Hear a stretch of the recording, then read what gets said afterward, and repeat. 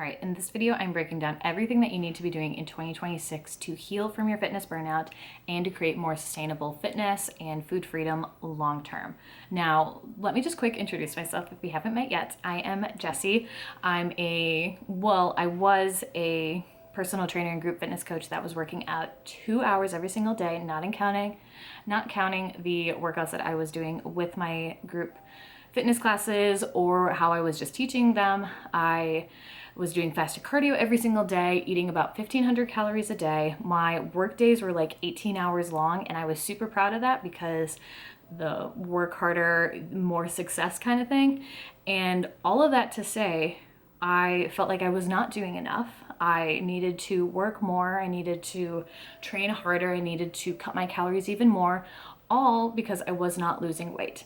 And I have changed all of that. I have healed from all of that and that terrible mindset to now I'm able to take days off, which was never an option before. Like even rest days were filled with guilt the whole time. My workouts are like 30 to 45 minutes max nowadays. I'm able to go on walks outside without feeling like I am failing or that I should be running, because why would I be walking? I am not doing any kind of macro tracking, strict programs, strict routines, anything like that. Everything is flexible. I'm starting to actually have hobbies and not just say that my favorite pastime is sitting because that's all I could do. And from my heaviest that I have gotten to, because happy weight of being in a relationship, I have been able to lose 15 pounds doing all of this without really focusing on anything specifically. And now I'm on a mission to prove that sustainable long-term weight loss is possible while also keeping it off. And if you saw my previous video, I am focusing on that weight loss this year just to prove that it is possible. And here's how I want to break it down exactly what you need to focus on if you are looking to do this as well in 2026, what you kind of need to work on your first 30 days in order to kind of cement it in. So it really comes down to 3 things that you need to be aware of. And the first one is changing your goals and mindset around numbers. So if you're anything like me, you have been in the fitness game for way too long, not way too long, but just long enough to know that numbers most likely have consumed your life. From tracking things on MyFitnessPal or whatever your macro tracker was, to following strict programs and routines that your favorite influencers put out and getting all of them, trying all of them, thinking that they were going to be the secret to creating the life and health that you wanted, but they never were.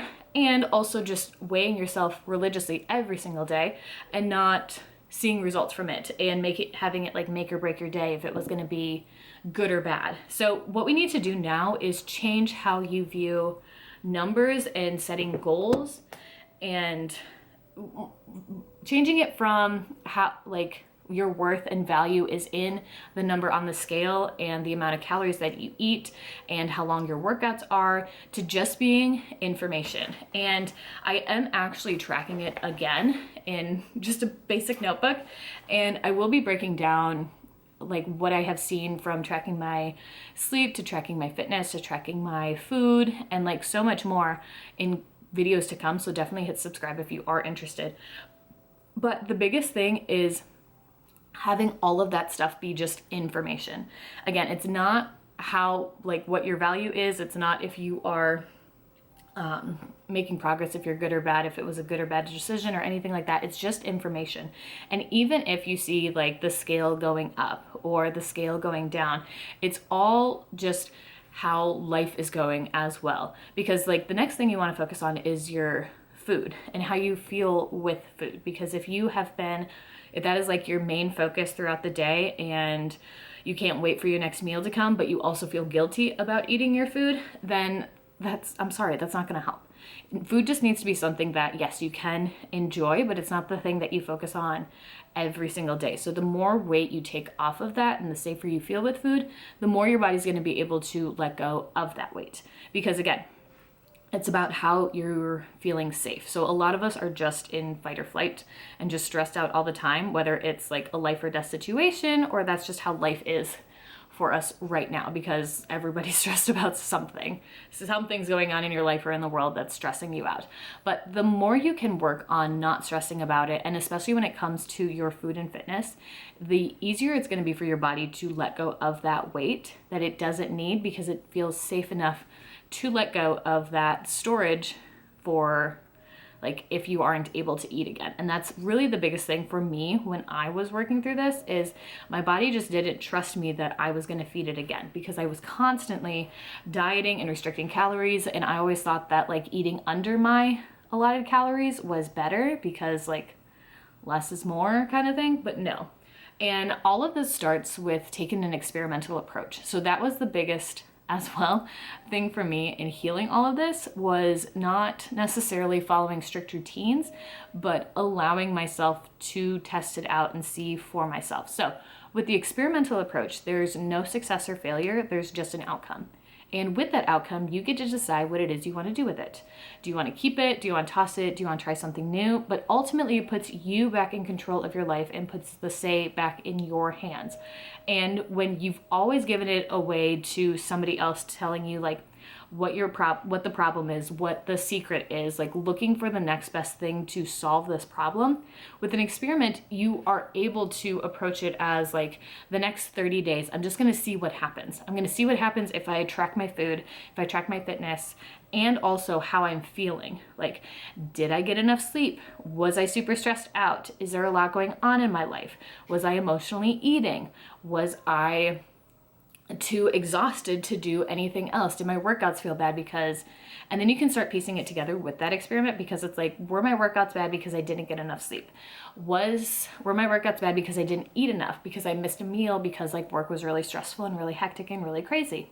Or is everything going right, but maybe I do just need to dial in on my food? Maybe I am eating just a little too much. Maybe my workouts could be a little bit better. Maybe I'm not getting enough walks in. It all comes down to that. And the other thing is like reframing how you see fitness from something that you need to do in order to lose weight and to max out, and the more you work out, the better you are, into something that, like, what do you want your life to look like? And that's also, again, reframing what your goals are. Like, what do you want life to look like? Do you want to be somebody that steps on stage and is a competitive athlete? Do you want to sign up for competitions and challenges and races and stuff like that? Or are you realizing that you are just an average person who enjoys working out for your mental and physical health? Maybe like the idea of running like a 5K sounds fine, or entering your gym's like casual competition just because like it aligns with what you're currently doing for your workouts, like that sounds fun. Or being able to say like, hey, yeah, I'd love to go on a hike with you today, and being able to do it. Because once you reframe and really look at like, what do you want your life to look like? Most of us, if not all of us, are not going to be competitive athletes. And either that's a hard pill to swallow or a liberating fact that you need to accept. And you can still be an athletic and fit person, but this is not your full-time job. Like, this is not who you are. This is just a part of you, and it's supposed to support the rest of your life. It's not like an identifier to how good or how bad you are. Like, exercise is there to support you. So if you are not eating enough, if you are not sleeping enough, if you are too stressed out, it is only going to make it worse for you. Like, I know that my first panic attack, and the only panic attacks, like the full-on panic attacks that I've had, were in the gym, because I was too stressed out, I was under eating, I was doing I was doing a physical activity and at like a high speed with my heart rate up, and then I couldn't breathe, and then my mind was spinning even more. So it just like spirals. But if you were able to make it as something that you can look forward to every single day, that is maybe an hour max for your life and for your schedule, or is flexible. Like maybe some days you're able to get your full workout in, maybe other days you're able to get like a quick 10-minute workout in. Maybe some days it's just going for a walk, maybe some days it's in the garage and it's a garage workout. But it's all about flexibility and how you approach it. And just a lot of this is going to be mindset. A lot of it is going to be mindset. And that's where like writing things down and tracking it is so much better than like documenting it on your phone. Like, I'm a big advocate for journaling and writing things down, because once you put things down on paper, it's so much, it's going to reduce the like spiraling and circling it in your head. And whether that's the same for you or not, you might as well try it. Experiment with it. And the other thing is, it does not have to be perfect. Like, I have already tracked like so many days in here, and I have missed full-on weeks.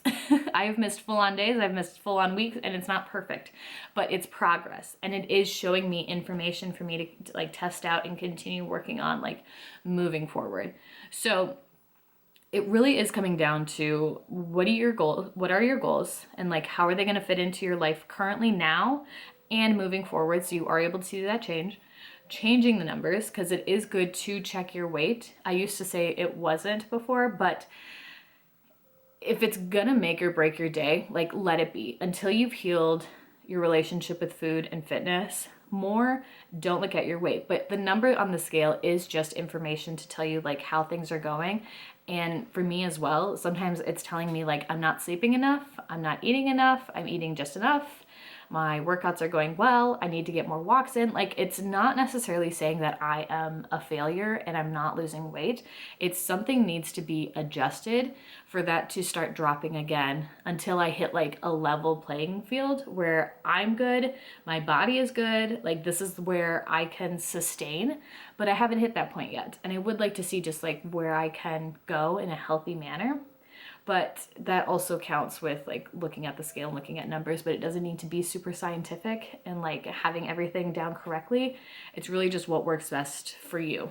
So once you've got your goals and numbers figured out, and like they just work for your life and it's just information, then you start feeling safe with food, and then you start working on how you see exercise and fitness.